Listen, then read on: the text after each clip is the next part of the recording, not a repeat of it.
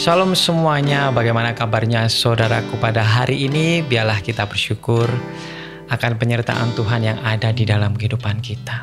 Mari saat ini kita mau datang ke dalam hadirat Tuhan. Kita mau menyembah Tuhan, kita mau lebih mengenal lebih dalam lagi siapa pencipta kita, siapa yang selalu menyertai kita, siapa yang selalu ada bagi kita. Kalau bukan Yesus Allah kita. Mari saat ini kita mau menyembah, kita mau meninggikan namanya. Terima kasih Tuhan. Bila ku buka mataku dan lihat wajah-Mu, ku terkagum. Bila ku lihat hidupku dan karya tangan-Mu, amin Tuhan. Ku tersanjung karena semua yang baik dalam hidupku, itulah karya-Mu.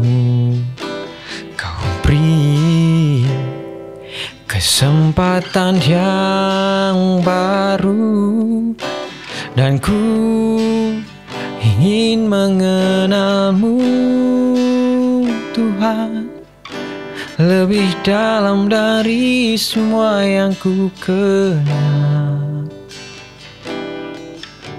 Tiada kasih yang melebihi-Mu. Ku ada untuk menjadi penyembah-Mu. Mari sekali lagi dengan segenap hati kita mau katakan, bila ku buka mataku dan lihat wajah-Mu, ku terkagum. Bila ku lihat hidupku dan karya tangan-Mu, ku tersanjung karena semua yang baik dalam hidupku, itulah karya-Mu. Kau beri kesempatan yang baru dan ku ingin mengenal-Mu Tuhan lebih dalam dari semua yang ku kenal. Tiada kasih yang melebihi-Mu. Ku ada untuk menjadi penyembah-Mu, dan ku ingin mengenal-Mu Tuhan lebih dalam dari semua yang ku kenal. Tiada kasih yang melebihi-Mu.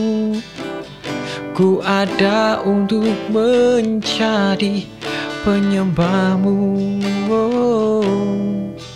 Ku ada untuk menjadi penyembah-Mu. Ku ada untuk menjadi penyembah-Mu. Oh, kami ada saat ini dicipta untuk menyembah-Mu Tuhan. Terima kasih Yesus, Allahku yang hidup. Biar kami lebih mengenal-Mu lebih dalam lagi Yesus. Kami bersyukur Tuhan. Biarlah kami lebih mengenal-Mu Tuhan lebih dalam lagi. Terima kasih buat segala hidup. Terima kasih buat segala karya-Mu yang selalu ada bagi kami. Semuanya itu, semua kehidupan kami tidak bisa kami lalui jikalau tanpa campur tangan-Mu di dalam kehidupan kami. Dan sebentar Tuhan, biarlah firman-Mu yang menjadi kekuatan bagi kami. Biarlah kami akan dengarkan dan pakai hamba-Mu yang akan men-sharingkan firman. Biarlah hamba-Mu yang bukan apa-apa ini Tuhan, bisa menyampaikan firman yang sesuai dengan kebenaran firman-Mu. Kuasai kami dengan kuasa Roh Kudus-Mu. Dan kami bersyukur Bapa, hanya dalam nama Yesus kami berdoa dan mengucap syukur. Amin. Shalom saudaraku, semoga hari ini teman-temanku diberi kesehatan dan diberi kekuatan atas apa yang Tuhan telah lakukan di dalam kehidupan saudara-saudara. Dan sepatutnya kita harus tetap selalu bersyukur atas apa yang Tuhan telah berikan kepada kita. Walaupun terkadang ya yang namanya hidup, yang namanya kita masih ada di dunia ini, pasti ada yang namanya pergumulan, pasti ada yang namanya sukacita, dukacita, kelebihan, kekurangan, ataupun kehilangan. Itu pasti ada di dunia ini. Maka dari itu, biarlah apa yang kita lakukan di dalam dunia ini, kita minta terus pertolongan, kita minta terus kekuatan dari Tuhan, supaya kita bisa menjalani hari-hari ini dengan kuat. Dan hari ini, mari kita mau melanjutkan sharing firman saya di dalam Matius 7 ayat yang ke-6. Kemarin kita belajar bagaimana tentang hal menghakimi. Dan hari ini kita mau belajar bagaimana tentang hal yang kudus dan berharga. Sebetulnya perikop ini satu kesatuan dengan tentang hal menghakimi. Tetapi di Alkitab terjemahan yang biasa kita pakai sehari-hari dipisahkan. Tetapi jikalau saya membaca di Alkitab versi-versi yang lain, itu digabung. Tetapi entah kenapa ini dipisahkan, mungkin ada maksud tertentu. Tetapi untuk Alkitab versi-versi lain di pasal 6 ini digabungkan, tetapi tidak apa-apa. Kita mau baca di versi Alkitab yang biasa kita gunakan. Mari kita mau baca Matius 7 ayat yang ke-6. Hal yang kudus dan berharga. Jangan kamu memberikan barang yang kudus kepada anjing, dan jangan kamu melemparkan mutiaramu kepada babi, supaya jangan diinjak-injak dengan kakinya, lalu ia berbalik mengoyak kamu. Amin. Saya sebetulnya juga kurang mengerti apa sih maksud dari ayat ini. Mungkin berapa tahun belakangan ini saya juga mungkin teman-teman juga, saudara-saudaraku juga sering membaca tentang ayat ini ya, yaitu jangan kamu memberikan barang yang kudus kepada anjing, dan jangan kamu melemparkan mutiaramu kepada babi, supaya jangan diinjak-injak dengan kakinya, lalu ia berbalik mengoyak kamu. Mungkin yang kita dapat saat ini adalah firman Tuhan yang diberikan kepada orang-orang yang tidak benar atau yang berdosa sehingga dia membutuhkan. Tetapi jikalau kita lihat lagi, dan saya juga mendalami lagi, merenungkan kembali, sebetulnya firman Injil itu diberitakan oleh semua orang. Jadi mungkin tidak cocok ya, atau tidak seharusnya kita menafsirkan tentang Injil itu. Tidak seharusnya, firman itu tidak seharusnya diberikan kepada orang-orang yang berdosa atau orang-orang yang tidak menerima Tuhan. Bukan seperti itu. Tetapi kita mau baca sekali lagi, kita mungkin hari ini saya menafsirkan tentang hal yang berbeda tentang ayat ini. Mungkin banyak tafsiran juga lain, tetapi saya merenungkan ayat ini, dan saya mendapatkan perenungan yang mungkin bisa membuat teman-teman lebih lagi dapat mengenal apa sih yang dimaksud dalam pasal 6 ini. Dan kita tahu pada zaman dahulu anjing dan babi itu adalah suatu hal yang termasuk kategori binatang yang najis pada waktu zaman Yahudi zaman dahulu. Dan bagaimana jika kita juga tahu bahwa binatang berdua ini ya bukan seperti yang sekarang ya. Kalau anjing dipelihara, ya mungkin babi juga ada beberapa orang yang memeliharanya. Tetapi tidak seperti itu pada zaman dahulu, bahwa mereka ini, binatang kedua ini adalah binatang yang liar. Ada juga yang diternakan, sebagian mungkin babi untuk diperdagangkan atau apapun itulah. Dan kita mau membahas bahwa jangan kamu memberikan barang yang kudus kepada anjing. Dan yang barang yang kudus ini kita bisa artikan bahwa pada zaman dahulu barang kudus adalah sesuatu hal, kalau saya melihat dalam arti yang lain, barang kudus yaitu hagios. Hagios itu suatu persembahan yang dipersembahkan di dalam bait suci berupa daging atau korban syukur. Persembahan korban syukur pada zaman dahulu yaitu daging. Dan siapa yang tidak mau? Bukan siapa yang tidak mau, anjing. Anjing ini siapa yang tidak mau kalau dikasih daging? Pasti langsung dilahap, pasti langsung dimakan. Dan jangan kamu melemparkan mutiaramu kepada babi. Dan pada zaman dahulu ada sebuah makanan yang memang khusus untuk babi yang seperti mutiara, yaitu bulat-bulat kecil-kecil di daerah Timur Tengah. Yaitu makanan babi memang kecil-kecil, bentuknya seperti mutiara, dan pastilah itu babi sangat menyukainya. Tetapi ternyata malah diinjak-injak oleh babi karena babi ini menyangka bahwa makanan ini untukku dan ini emang ini makananku. Ternyata mutiara ya keras dan tidak enak dimakan, makanya dia muntahkan. Dan juga seperti anjing ya, dia memuntahkan barang tersebut lalu berbalik mengoyak kamu. Malah berbalik, kita sudah kasih makan, kita sudah kasih suatu hal yang bisa dikatakan kita berharga, tetapi bagi mereka itu tidak. Tetapi mereka malah berbalik menyakiti kita. Dan kita bisa lihat bahwa di sini kita tahu bahwa anjing dan babi ini, kita bisa tahu ini adalah orang-orang yang munafik. Kalau kita kembali ke ayat 7, ayat yang 1 sampai ke 5, kemarin saya membahas ayat yang kelima terakhir bahwa, hai orang munafik, keluarkanlah dahulu balok dari matamu. Dan sebetulnya ini satu kesatuan dari pasal yang di atasnya. Anjing dan babi ialah orang yang munafik, di mana dia sebetulnya tahu firman Tuhan. Dia tahu tata cara ibadah gimana. Mereka tahu siapa yang dia sembah itu adalah siapa. Pada waktu itu mungkin Allah. Kalau sekarang mungkin Yesus Kristus sebagai orang Kristen ya. Tetapi orang munafik, teman-teman bisa buka di dalam 2 Petrus 2 ayat 22 dan Filipi 3 ayat 2. Di situ dikatakan bahwa bagaimana dikatakan bahwa orang tersebut seperti anjing dan babi. Anjing dan babi itu seperti apa? Teman-teman bisa buka pasal tersebut dan membacanya. Dan itu ada kriteria orang-orang yang seperti anjing dan babi.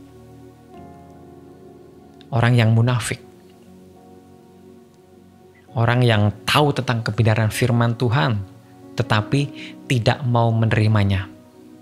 Ya, mungkin di depan mereka menerimanya. Ya, puji Tuhan, berdoa dengan sungguh hikmat, mungkin saling memberikan pertolongan, tetapi ada maksudnya. Kesombongan ada di dalam kehidupannya orang munafik. Maka dari itu, Tuhan bilang, jangan memberikan hal yang kudus, yang baik pada orang yang munafik. Ya, seperti yang tadi mungkin pertama saya bilang, firman untuk semuanya. Firman untuk semua orang, Injil, kabar kesukaan untuk semua orang. Tetapi orang munafik, Tuhan tidak menyukai itu. Kembali lagi. Mari, saat ini jangan seperti orang yang munafik. Saya bisa katakan yang lebih parah lagi, jangan seperti anjing dan babi. Mari saat ini, jangan hanya di depan depan orang saja kita bersikap baik. Bukan hanya di depan orang saja, mungkin kita melayani Tuhan dengan baik. Tetapi di belakang kehidupan kita sangat berbalik dengan firman Tuhan. Mungkin yang tahu hanya orang rumah saja. Ya, orang rumah, istri, anak, suami tahu kelakuan kita bagaimana. Mari saat ini, yang kudus biarlah kita terima. Janganlah kita seperti orang yang munafik. Janganlah kita mau untuk menerima hal-hal yang tidak baik sehingga kita menjadi orang yang munafik, orang yang sombong, orang yang selalu mempunyai pengertian sendiri, yang mengandalkan kekuatan sendiri. Supaya kita mendapat nama, supaya kita mendapat pengakuan. Dan orang yang munafik itu adalah orang yang bisa dikatakan banyak tidak disukai orang.